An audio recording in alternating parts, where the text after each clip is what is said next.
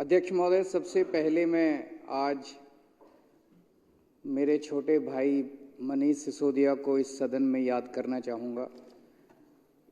आज ही के दिन एग्जैक्टली 1 साल पहले मनीष सिसोदिया जी को गिरफ्तार किया गया था।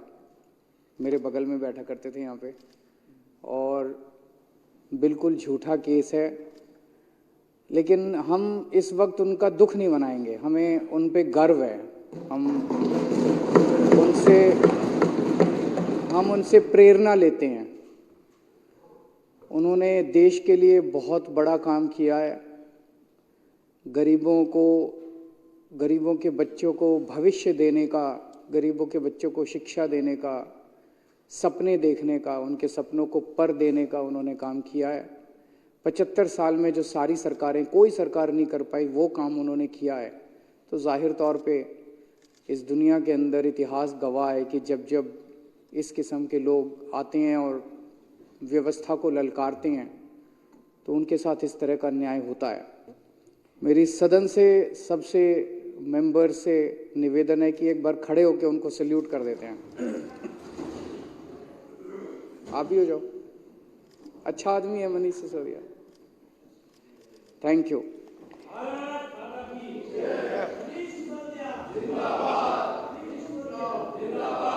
आज हम लोग इस पे चर्चा कर रहे हैं, एलजी साहब के अभिभाषण पे धन्यवाद प्रस्ताव पे चर्चा कर रहे हैं। हमारी आपस में मतभेद हो सकते हैं, पक्ष के विपक्ष के, लेकिन सदन जनतंत्र का मंदिर माना जाता है, इसकी मर्यादा बनाए रखना जरूरी है। आज तक कभी ऐसा नहीं हुआ, लेकिन इस बार और पिछली बार ऐसा हुआ कि एलजी के भाषण के दौरान विपक्ष के सदस्यों ने काफी नारेबाजी और विघन डाला। सुनना तो चाहिए, सुन तो लो। सुन के आपको भी अब मौका मिला, आपने बोला, अपनी बात रखी।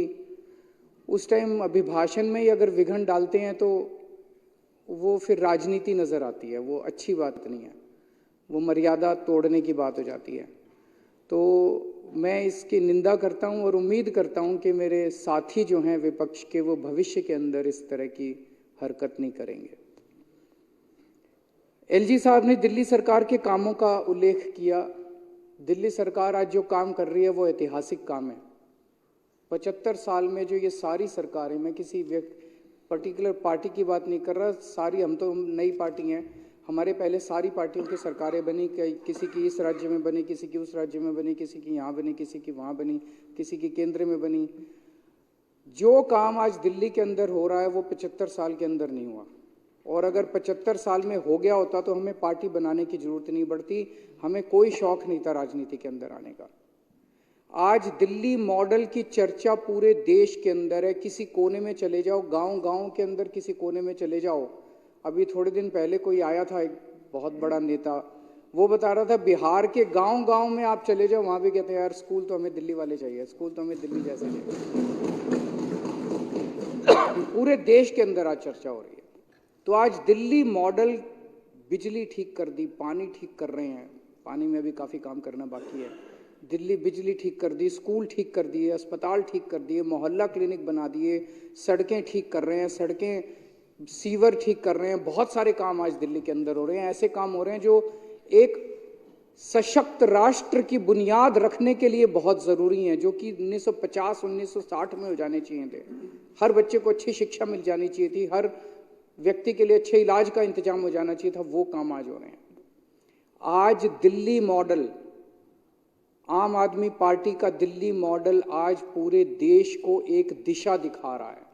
और ये मैं केवल कहने के लिए नहीं कह रहा, मैं 3 सेक्टर्स का जिक्र करूंगा, एजुकेशन, हेल्थ और इलेक्ट्रिसिटी।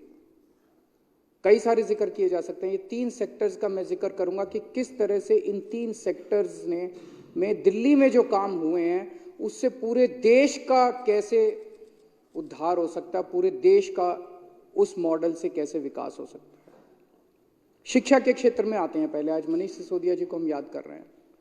शिक्षा के क्षेत्र के अंदर पूरे देश में, ये कहने की बात नहीं है, तर्क कुतर्क तो चलते ही रहते हैं। अभी जो आप बात कर रहे थे वो तो कुतर्क है।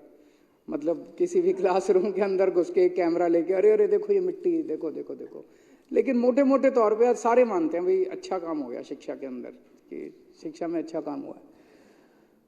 जिस तरह से जितना इन्वेस्टमेंट हमने शिक्षा में किया है, सरकारी स्कूल बहुत सारे अच्छे बन गए, बहुत शानदार सरकारी स्कूल बन गए।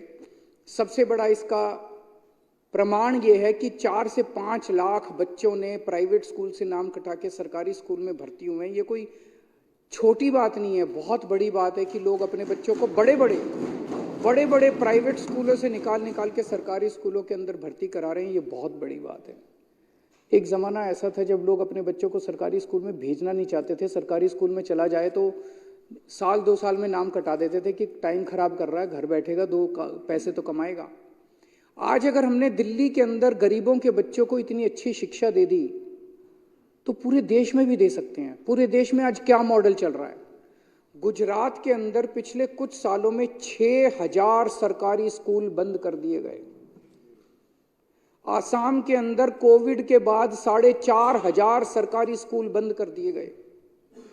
ऐसा नहीं कि वहां पे पॉपुलेशन कम हो गई है, पॉपुलेशन तो बढ़ रही है, गरीब भी बढ़ रहे हैं, पॉपुलेशन भी बढ़ रही है। और स्कूल खोलने की जरूरत थी, और स्कूल खोलने की बजाय अगर 6000 स्कूल इधर, बाकी का मेरे पास डेटा नहीं है, हर राज्य के अंदर यही चल रहा है, सरकारी स्कूल बंद किए जा रहे हैं। क्यों? इसका क्या मतलब है? इसका मतलब यह है सरकारी स्कूल बंद कर करके आपके बच्चों को फोर्स किया जा रहा है कि प्राइवेट में भेजो। एक तरह से शिक्षा के प्राइवेटाइजेशन की ओर पूरा देश चल रहा है। दिल्ली छोड़ के जबरदस्ती की जा रही है, गरीब आदमी को जबरदस्ती की जा रही है कि अपने बच्चे को प्राइवेट में भेज। अब सरकारी स्कूल नहीं होंगे, ना टीचर हैं वहां पे, ना पढ़ाई है वहां पे। 350 स्कूल बताते हैं वहां पे ऐसे हैं जिसमें 1 क्लासरूम है। गुजरात के अंदर 1 क्लासरूम में पहली, दूसरी, तीसरी, चौथी, 5वीं सारे बच्चे एक ही क्लासरूम। दिल्ली में ऐसा नहीं है। दिल्ली में अच्छे क्लासरूम है, अच्छे डेस्क है, स्मार्ट क्लासरूम है, बहुत अच्छा स्कूल, बहुत अच्छे स्कूल हैं। तो आज ऐसी हालत है, एक तरह से पूरा देश के अंदर मॉडल अब ये है कि प्राइवेटाइजेशन के दौर की तरफ धकेला जा रहा है। बच्चों को फोर्स किया जा रहा है, गरीबों को फोर्स किया जा रहा है कि अपने बच्चों को सरकारी स्कूल अब बंद करेंगे, बच्चों को प्राइवेट स्कूल में भेजो। ऐसे में दिल्ली एक उदाहरण है, दिल्ली एक मॉडल दिखाती है। अध्यक्ष महोदय, मैंने कैलकुलेशन करी है, हमने दिल्ली में जितने शानदार स्कूल बनाए, देश में 10 लाख सरकारी स्कूल हैं जिनमें 17 करोड़ बच्चे पढ़ते हैं।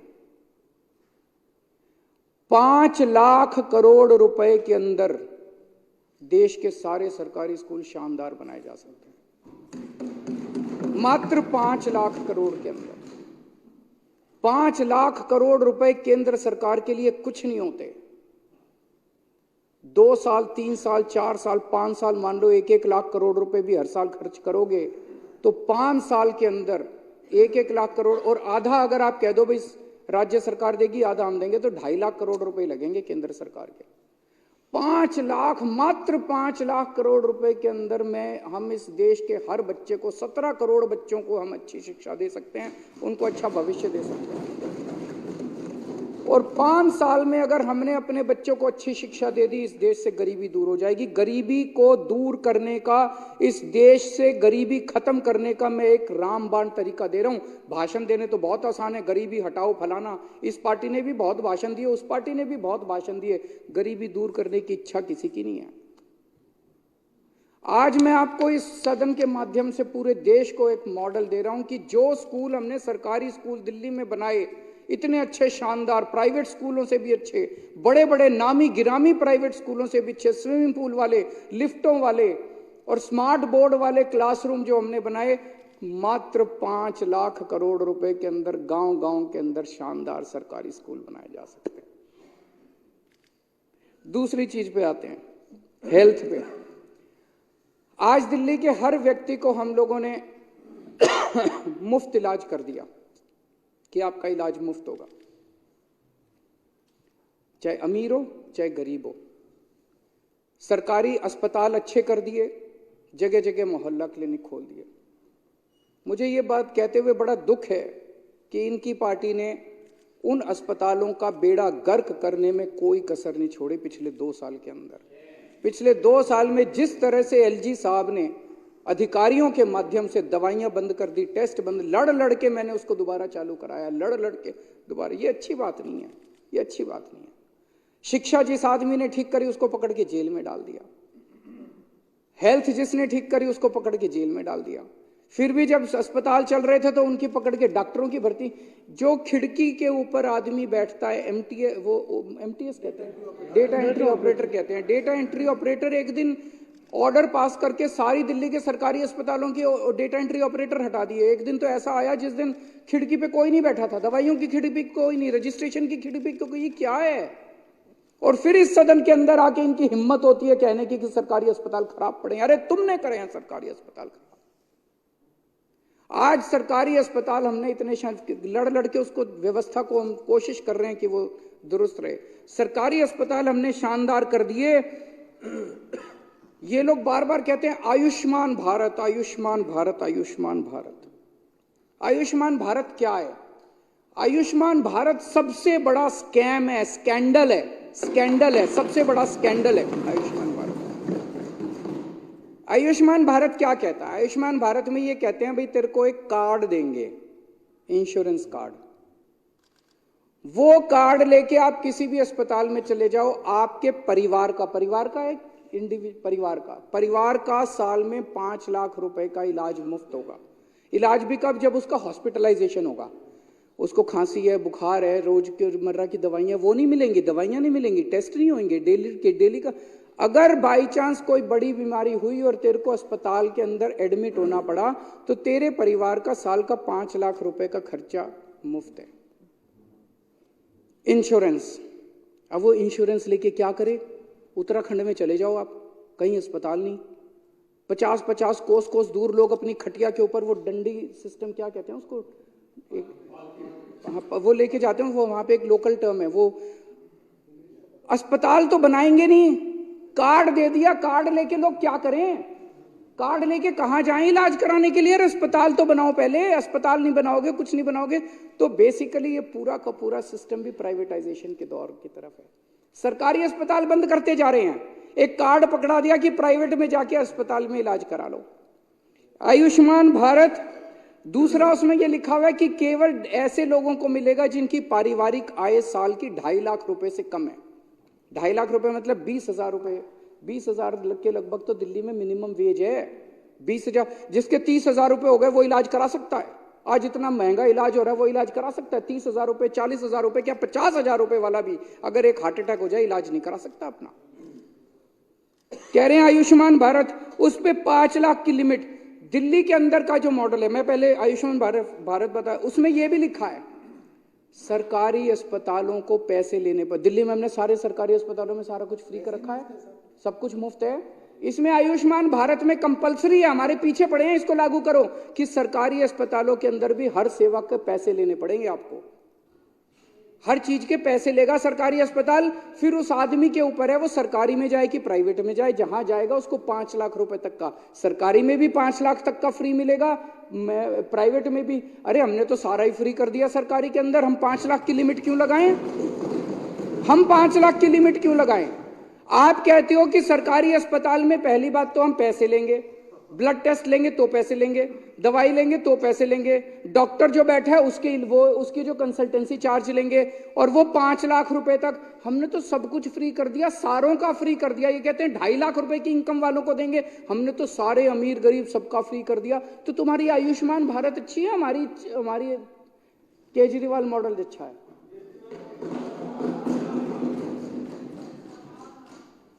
अच्छा एक चीज बताओ, अगर इनकी आयुष्मान भारत अच्छी है, जीटीबी अस्पताल में अभी चले जाओ, बॉर्डर पे है दिल्ली और गाजियाबाद के बॉर्डर, जीटीबी अस्पताल में 80% पेशेंट यूपी के आ रहे हैं।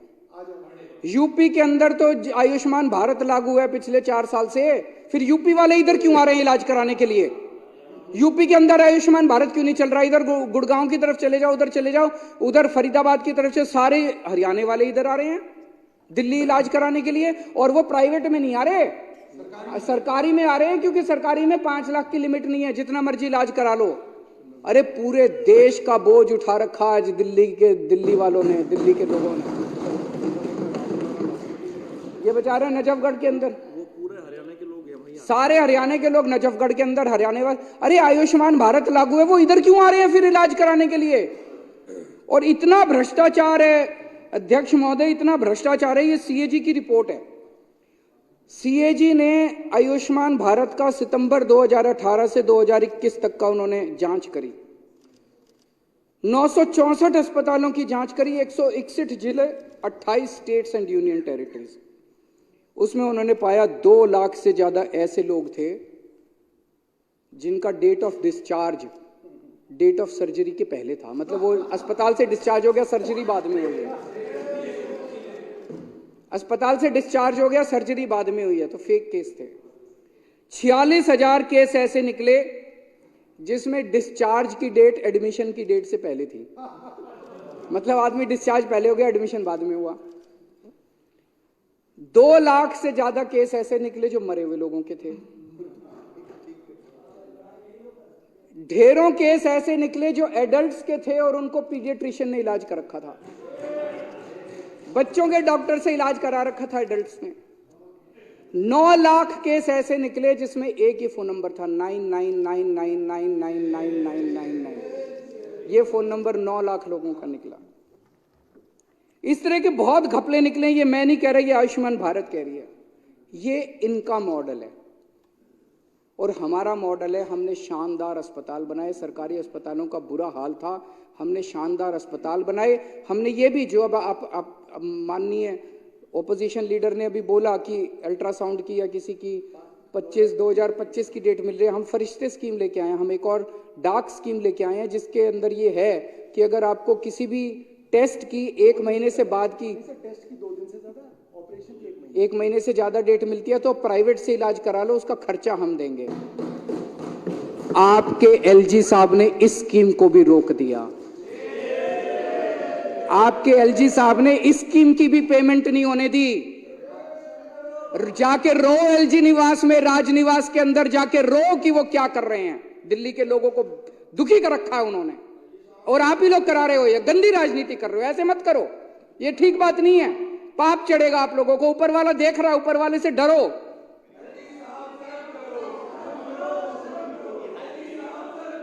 अब हमारा मॉडल है, हमारा मॉडल है गली गली के अंदर मोहल्ला क्लिनिक खोलेंगे, गली गली के अंदर सबको दवाइयां फ्री देंगे, किसी को छोटी मोटी बीमारी है उसको दूर जाने की जरूरत नहीं है। दूसरा मॉडल है, हम बड़े बड़े अस्पताल शानदार बनाएंगे, किसी को फोर्टिस, मैक्स, अपोलो क्यों जाना पड़े। हम ऐसे अस्पताल बनाएंगे, हमारे वाले ही फोर्टिस जैसे लगेंगे, हमारे वाले ही मैक्स जैसे लगेंगे दिल्ली सरकार के अस्पताल। हमने इतने शानदार अस्पताल बना दिए। पूरे देश के अंदर शानदार अस्पताल और गांव-गांव के अंदर मोहल्ला क्लिनिक खोलने के लिए मात्र 5 लाख करोड़ रुपए का खर्चा है। मैंने सारा कैलकुलेट कर लिया। मैंने तो दिल्ली में खोल के दिखाए हैं अस्पताल, मैंने तो दिल्ली में मोहल्ला क्लिनिक खोल के दिखाए हैं, पंजाब में भी खोल रहे हैं। अब पंजाब के अंदर अभी मैं जा रहा हूँ, 800 मोहल्ला क्लिनिक बना दिए, 650 बन चुके, और मैं 2 दिन बाद जा रहा हूँ 125 मोहल्ला क्लिनिक का उद्घाटन और करने के लिए। तो मोहल्ला क्लिनिक खोलने आते हैं। अस्पताल पंजाब के जितने सिविल हॉस्पिटल हैं, 40 अस्पतालों का भी जीर्णोद्धार चल रहा है। हर अस्पताल के अंदर मुफ्त दवाइयां, मुफ्त टेस्ट, सब कुछ मुफ्त कर रहे हैं, मुफ्त इलाज देना। 5 लाख करोड़ रुपए के अंदर इस देश के 140 करोड़ लोगों को फ्री इलाज मिल सकता है, हमें देना है। तो आज देश को स्वास्थ्य के क्षेत्र के अंदर भी दिल्ली ने एक दिशा दिखाई है, कर सकते हैं। अब आते हैं बिजली पे। दिल्ली के अंदर पहले बिजली के पावर कट लगते थे, आज 24 घंटे बिजली आती है। गर्व होता है, देश की राजधानी है। पंजाब के अंदर पहले पावर कट लगते थे, 1.5 साल हुआ है, 2 साल हुए सरकार बने हुए, 2 साल के अंदर 24 घंटे बिजली आती है। हमारे देश में क्यों नहीं आती 24 घंटे बिजली? 10 साल हो गए आपकी सरकार बने हुए। देश के अंदर इतने पावर कट क्यों लगते हैं? किसानों को पूरी बिजली क्यों नहीं मिलती? इंडस्ट्री को पूरी बिजली क्यों नहीं मिलती? हमारे घरों के अंदर, गांव-गांव के अंदर बिजली क्यों नहीं मिलती? आपको ये जान के, अब जो डेटा मैं दे रहा हूं आपको जान के ताज्जुब होगा, देश के अंदर बिजली की कमी नहीं है। देश में 4 लाख मेगावाट बिजली की इंस्टॉल्ड कैपेसिटी है। हम 4 लाख मेगावाट बिजली बना सकते हैं। और हमारे देश की डिमांड कितनी है?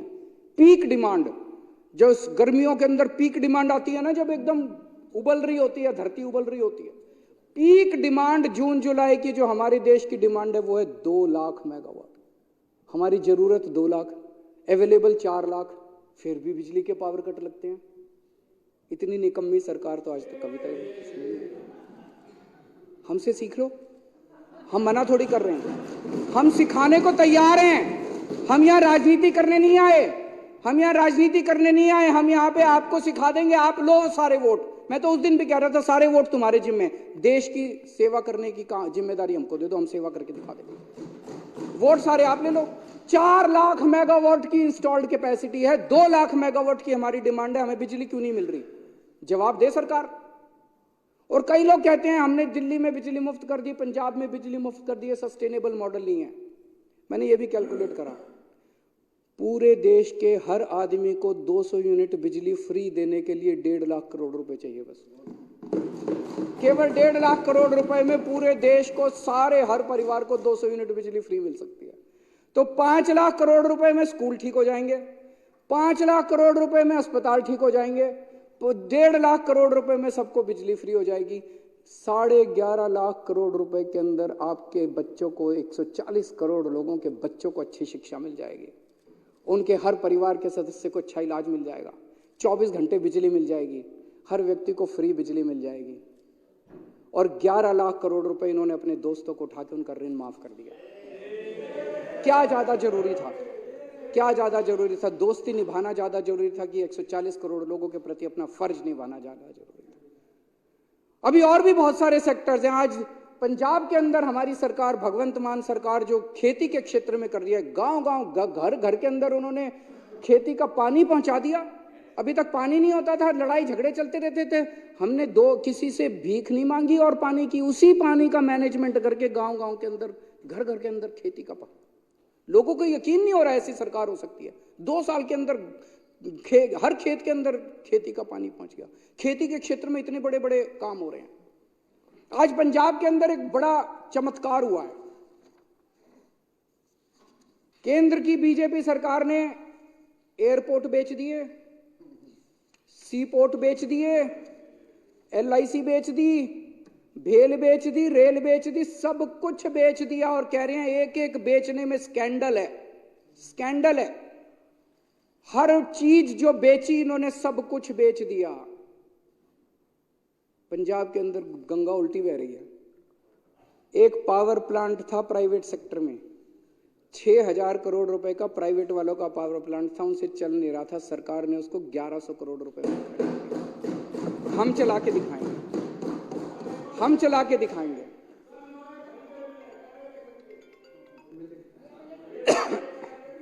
तो आज पूरे देश को एक तरह से आम आदमी पार्टी का जो दिल्ली और पंजाब का मॉडल है वो दिशा दे रहा है। ये बहुत अच्छी बात है। दुख बस इस बात का है कि हमारे कामों को रोकने की पूरी कोशिश की जा रही है। हमने तो कभी किसी से दुश्मनी की नहीं है, हम तो हाथ जोड़ के चलते हैं। हमें क्या लेना देना, राजनीति करनी हमें आती नहीं है।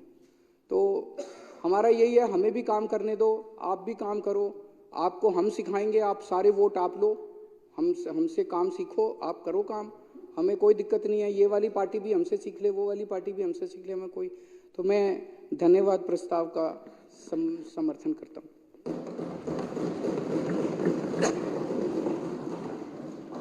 कहीं सुना है रिटेल की दुकान पर होलसेल का दाम?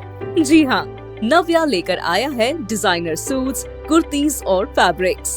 सबसे सस्ता, सबसे अच्छा, defence road, Mamun, Pathankot. Contact 96141 96141।